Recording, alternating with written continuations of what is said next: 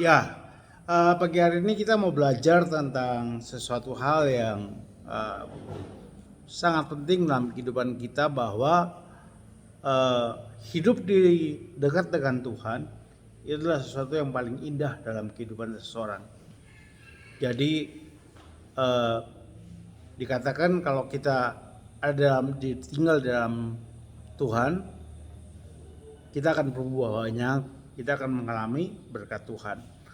Mazmur 65 ayat 5, firman Tuhan mengatakan begini.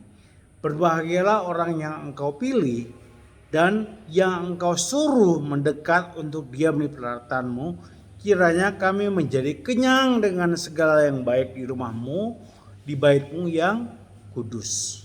Jadi sangat jelas di sini bahwa Tuhan itu punya sebuah keinginan bagi setiap pribadi kita, yaitu kita mengalami kenyang dengan segala yang baik.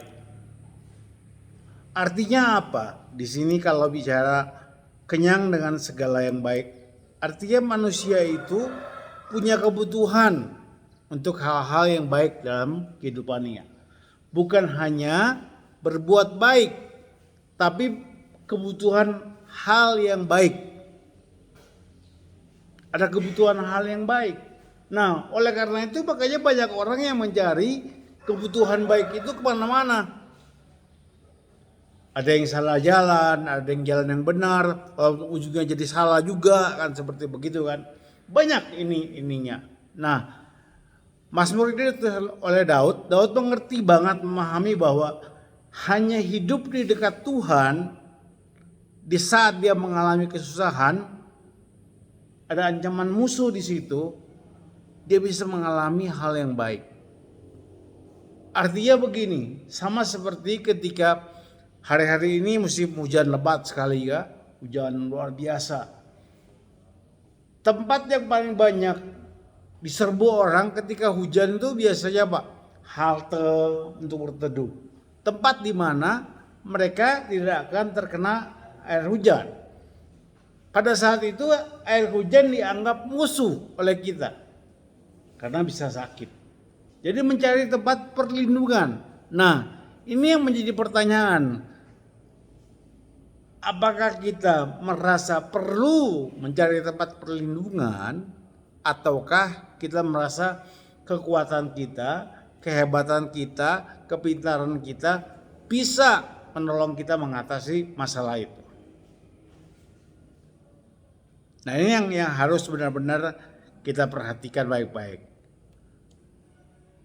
Kalau ada tadi perkataan dipilih, tentunya kalau sebelum ada pemilihan itu misalnya ada pengumuman akan dipilih seorang pria untuk menjadi istri daripada putri raja.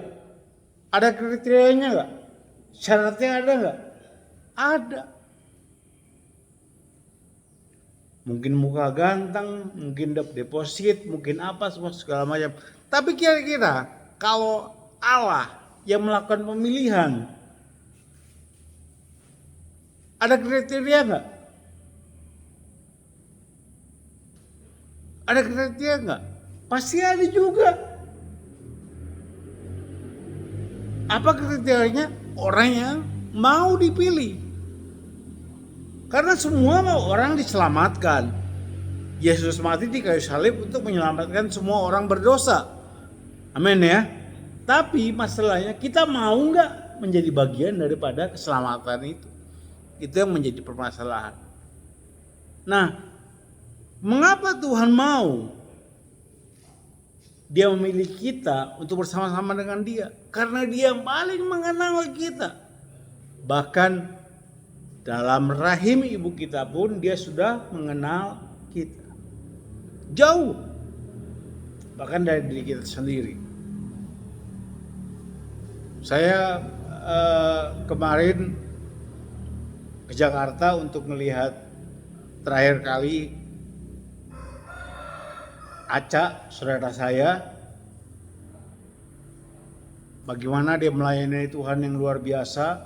Suaminya juga dipanggil Tuhan ketika pelayanan hari Minggu kemarin. Jadi dia WL jatuh di panggung gitu.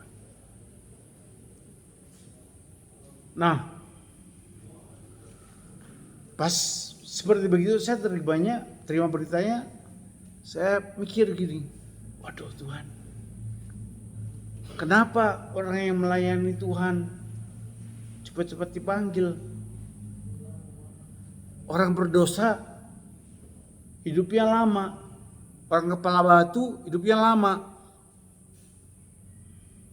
Ya ternyata itulah pilihan Tuhan. Tuhan yang mengenal pribadi demi pribadi. Nah, Tuhan mengenal permasalahan dari rohani kita, kejiwaan kita, tubuh kita, sakit penyakit. Tuhan tahu itu semua. Tapi yang terkadang kita yang sok tahu, tidak mau berserah kepada Tuhan.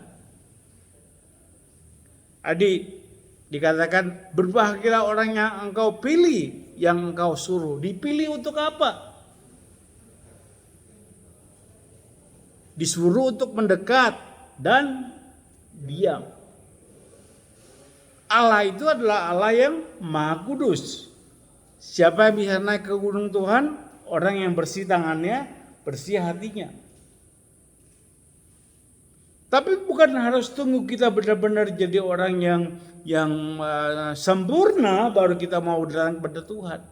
Justru ketika kita gak sempurna, Tuhan mau kita mendekat kepadanya. Disuruh ini untuk apa? Bertobat dan mengalami proses pertobatan. Membangun hubungan dengan Tuhan. Tidak mungkin kita bisa mengalami mujizat Tuhan kalau kita nggak membangun hubungan dengan Tuhan. Memang ada di Perjanjian Baru ada cerita tentang perwira Kapernaum yang bilang, Tuhan nggak perlu datang, pasti bisa sembuhin anak saya. Ada yang dia mendekat, menjamah kayak perempuan yang pendarahan. Ada. Itu dalam konteks yang berbeda. Tapi Tuhan mau membangun hubungan. Contohnya gini, ketika cerita tentang orang yang bawa orang sakit sampai naik ke genteng. Kira-kira kalau dia berteriak dari jauh, Tuhan kau bicara apa aja dari sana, pasti ini sembuh. Sembuh gak? Sembuh pasti bisa. Tapi kenapa? Mereka ini orang-orang yang gak mengenal Tuhan. Tapi mereka mau membangun sebuah hubungan. Makanya itu mereka bayar harga naik genteng. Dan yang luar biasanya bisa tepat dekat Tuhan. Nah jadi gini, kalau kita mau bergerak mendekati Tuhan, Tuhan akan berikan jalan. Kalau kita mau mendekat kepada Yesus, Yesus yang akan direction. Buka jalan buat kita.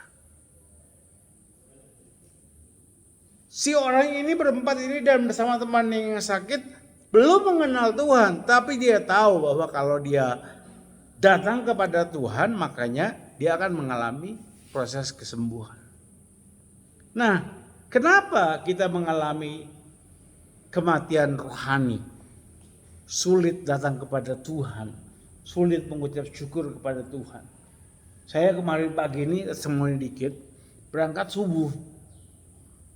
Tiba-tiba saya berpikir, kompor udah saya matiin atau belum? Saya telepon Genzi, telepon kakak, telepon Estra. Kebetulan Jimmy nginep di rumah temannya, nggak ada yang angkat. Oh, saya berbahasa roh. Tapi saya ketawa sendiri, saya bilang gini, aduh, gua ini kurang ajar banget ya. Sampai nyuruhin Tuhan matiin kompor gitu kan, karena gue lupa gitu. Waduh, tapi terus saya nggak nyaman sampai di itu yang mau keluar Cipularang, baru Kenzi ngubungin. Ada apa om? Cek dulu ke dapur, kompor isi nyala nggak? Tapi dia telepon, berarti aman, hidup semuanya, nggak ada kebakaran. Buat orang mungkin itu biasa, buat saya proteksi Tuhan gitu. Karena saya benar-benar lupa. Udah om. Jadi kadang gini, Tuhan tuh ngajarin kita untuk bisa kita nge-review kehidupan kita, untuk kita mengerti, percaya bahwa Tuhan itu ada dalam kehidupan kita dengan hal konyol seperti begitu. Wah, saya berdoa, saya tengking kebakaran, saya ini. Kenapa? Jiwa kita, pikiran kita ini sumber petaka, sumber masalah. Di jiwa itu ada keinginan daging, keinginan mata, dan dosa. Berpikir, ingin dipuaskan. Nah, ketika kita ingin dipuaskan, jiwa kita ingin dipuaskan oleh dosa, tubuh kita menjadi sakit ketika hal-hal tidak terpenuhi atau berlebihan. Atau kita gak puas. Saya kemarin sama saudara saya itu, saya benar-benar pasti secara manusia, dia pasti gak puas dengan apa yang terjadi. Tapi dia bisa angkat tangan, nyanyi "It is well for my soul, Lord." Itu luar biasa buat saya. Sampai saya tuh nangis. Jadi hati-hati. Ketika di hati kita, di jiwa kita ini ada dorongan untuk dipuaskan nafsu untuk berbuat dosa dan tidak terpenuhi, yang muncul itu adalah sebuah kesakitan yang luar biasa. Makanya banyak orang masih muda sudah jantungan.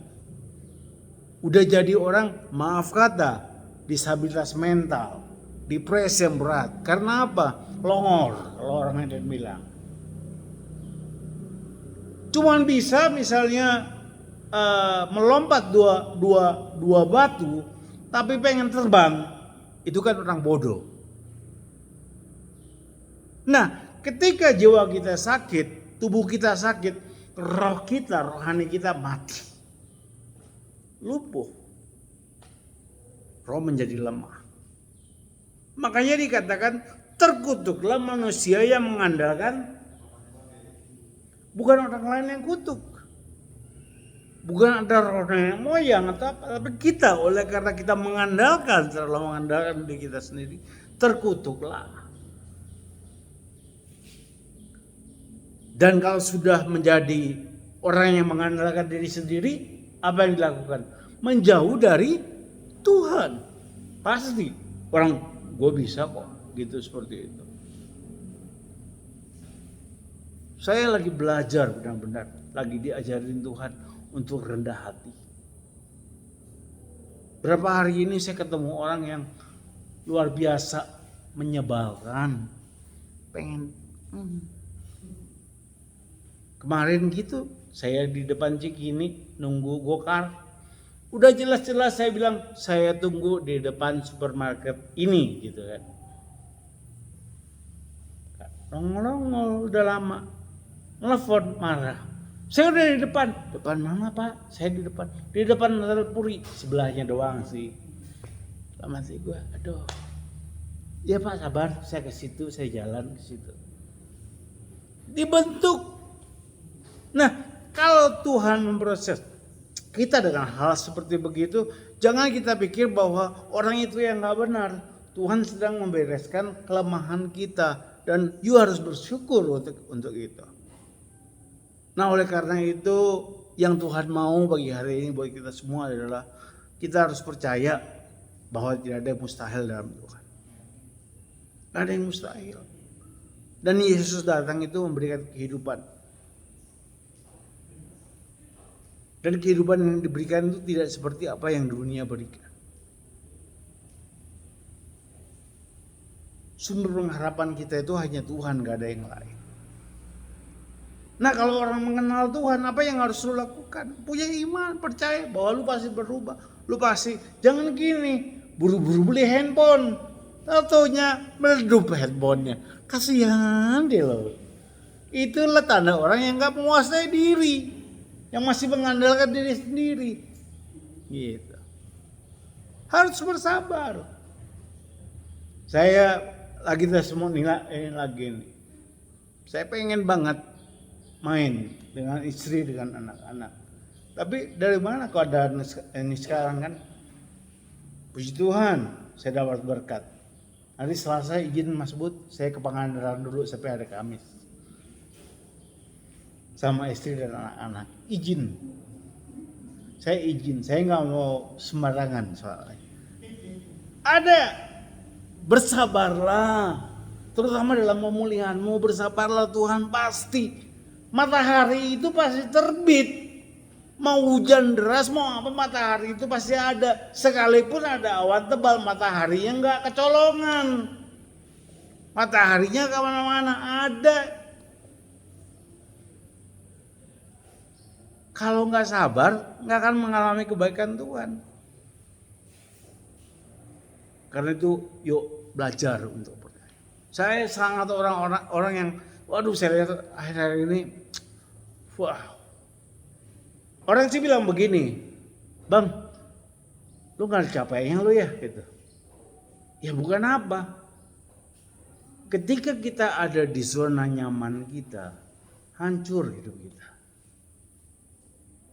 Ketika kita merasa semuanya baik di sekeliling kita, hancur. Jadi saya harus terus berusaha mendapatkan kelemahan saya.